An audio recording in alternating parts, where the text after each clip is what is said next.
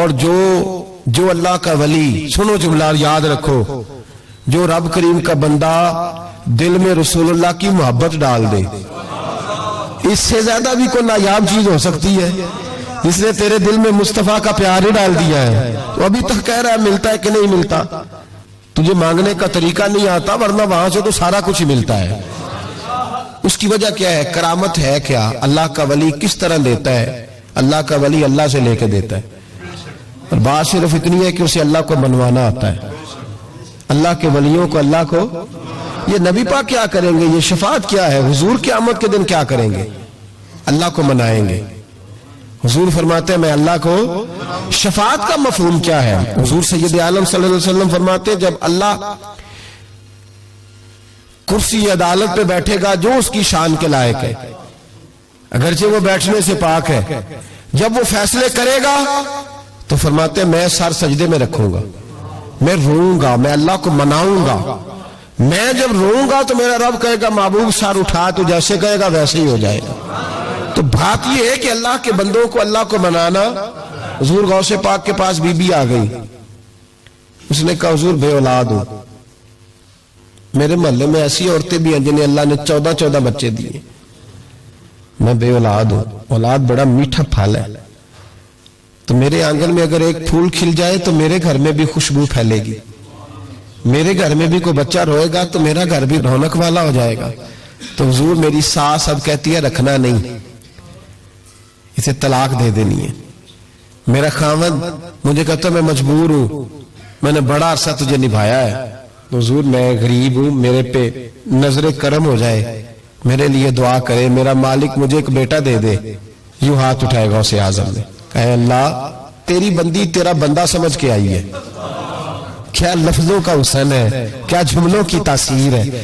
اے اللہ تیری بندی تیرا بندہ سمجھ کے آئی ہے، تو مہربانی کرنا جو تو نے اس کے دل میں ڈالا ہے وہ اسے عطا بھی فرما دے۔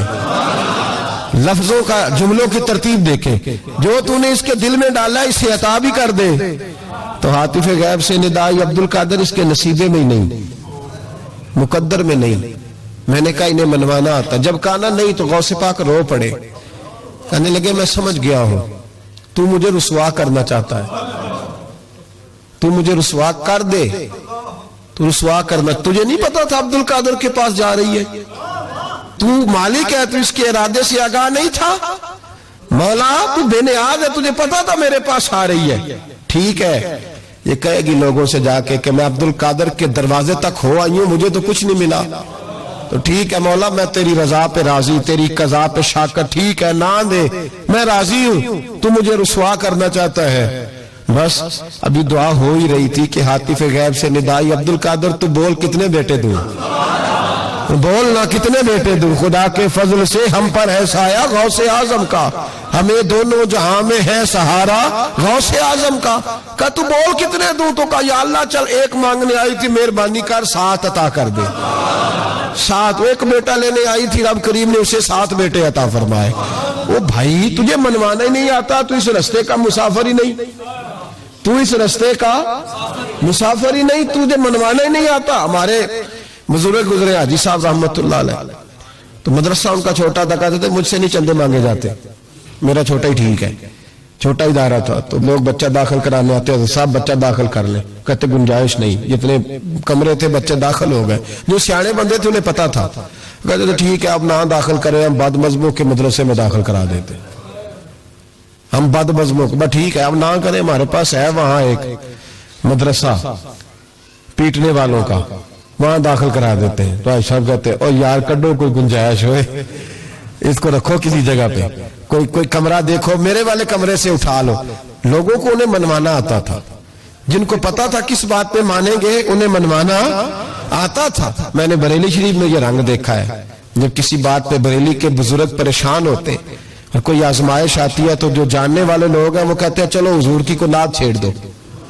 جب نعت پاک چھڑ جاتی ہے تو چہرے کھلنے شروع ہو جاتے ہیں، وہاں توانائیاں بھول جاتے ہیں لوگ اپنے سارے گاؤں۔ جنہیں منوانا آتا ہے، اللہ کے ولی کا کمال یہ ہے کہ اسے رب کو منانا آتا ہے، وہ منوا لیتا ہے اللہ اپنے فضل سے۔ اللہ کو مجبور کوئی نہیں کر سکتا، اللہ اپنے فضل سے اس کی بات مانتا ہے. کتب علی نفسہ الرحمہ، اپنے فضل سے مانتا ہے. تو حضور غوث پاک رضی اللہ تعالیٰ عنہ نے لوگوں کو بڑا نوازا. ایک شخص آیا، اس نے آ کے کہا حضور میرے ابا جی میں آپ کا مرید ہوں، عقیدت مند ہوں، رات میں نے باپ کو خواب میں دیکھا ہے تو دوزخ کی آگ میں جل رہا ہے، میرا فوت ہونے والا باپ میں نے بڑی تکلیف میں دیکھا ہے. تو غوث اعظم رضی اللہ تعالیٰ عنہ فرمانے لگے میرے مدرسے میں آیا کرتا تھا، میری خانقاہ میں آتا تھا، میری محفل میں بیٹھتا تھا، حلقہ ذکر میں رہتا تھا. تو اس نے کہا حضور کبھی کبھی آتا تھا، کبھی کبھی. غوث اعظم نے مصلی بچھا لیا، کہا یا اللہ تیرا وعدہ نہیں کہ جو اہل اللہ کے مجالس ذکر میں بیٹھے گا تو اسے شکی نہیں کرے گا، اسے صحیح. اور یہ مسلم شریف کی حدیث ہے. اب مسئلہ یہ بن گیا، پہلے سنی دلیل نہیں مانگتا تھا، کہتا ٹھیک ہے، اب سنی بھی کہتا ہو نہیں یہ آپ کیا کہہ رہے ہیں. یہاں ہمارے اندر بھی کمی ہے. نہ اللہ کے ولی کے منہ سے جو نکلتا ہے وہ رب کی رضا والا جملہ ہوتا ہے. میری اب طبیعت نہیں مانتی، میں بہک ہونے لگا ہوں، میرا نہیں طبیعت مانتی کہ اپنے لوگوں کو دلیلیں دی جائیں. ہم تو ماننے والے لوگ ہیں، ہمارے لیے تو بزرگوں کا اشارہ بہت کافی ہونا چاہیے. مولانا امجد علی اعظمی صاحب اعلیٰ حضرت کے خلیفہ ہیں، وہ کہتے ہیں کہ دن میں نے تقریر کی، تقریر کے بعد ایک شخص نے مجھ سے حوالہ پوچھا تو میں ساری رات روتا رہا. میں نے کہا یا اللہ یہ تیرے بندے کیا سمجھتے ہیں کہ ہم جھوٹ بولیں گے ان سے؟ جو میں بات بیان کر رہا ہوں ممبر پہ بیٹھ کے وہ غلط ہو سکتی ہے. فرماتے ایک دفعہ زندگی میں ایسا ہوا تو میں نے رات رو کے گزار. یہ کیا بات ہوئی؟ ہمارے ہاں اب اس قدر زیادہ جس آدمی ایک بندہ کہنے لگا بخاری سے کھول کے دکھائیں، میں نے اس کے آگے بخاری رکھ دی، میں نے کہا پڑھو، کہنا میرے کو تو نہیں پڑھی جاتی. تو میں کہا پھر تو اعتبار کر، پڑھی نہیں جاتی تو پھر اعتماد کر. عجیب بات ہے کہ ہم جو ممبر میں بیٹھا ہوا ہے، مصلی میں بیٹھا ہوا ہے، اسے تو کم از کم دیانتدار جان لیں. تو اپنے اندر سے یہ چیز ختم کریں. سنی تو عقیدت مند ہوتا ہے، اس کی طبیعت، اس کے تو مزاج کے اندر لطافت ہوتی ہے، وہ تو ہلکے سے جملے سے مسکرا کے سارا کچھ مان جایا کرتا ہے. تو یہ جو پراپوگنڈے کا آپ شکار ہو رہے ہیں اس سے باہر آئے. بہرحال بات بیان کر دیتا ہوں.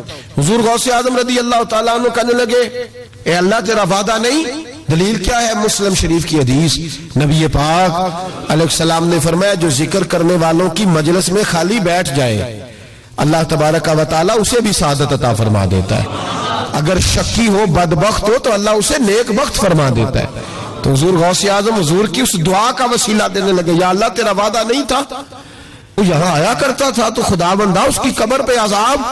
وہ شخص کہتا ہے میں گھر میں جا کے سویا، دوبارہ میرے ابا جی ملے تو مجھے کہنے لگے بیٹا عبد القادر کے پاس جاتے رہنا، عبد القادر کے پاس جاتے رہنا، جو ان کی مجالس پہ جاتا ہے اللہ اس سے بڑا ہی راضی ہوتا ہے.